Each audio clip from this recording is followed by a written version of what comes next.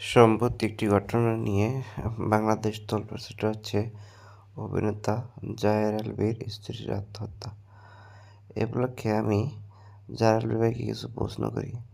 আচ্ছা ভাই, আপনি তার সাথে ১২ বছর সংসার করলেন, তারপর কি এমন ঘটনা ঘটলো সে আত্মহত্যা করলো, সেটা আপনি স্পষ্ট করে বলতেও পারলেন না। আর আপনি তার জানাজায় পর্যন্ত ভয়ে আসতে পারলেন না। মৃত স্ত্রীর মরা মুখটা পর্যন্ত দেখার ইচ্ছা জাগলো না আপনার? আপনি উল্টা ৩ দিন পরে একটা স্ক্রিপ্ট লিখে সেটা দেখে দেখে বলতেছেন যে আপনার কোনো দোষ নেই।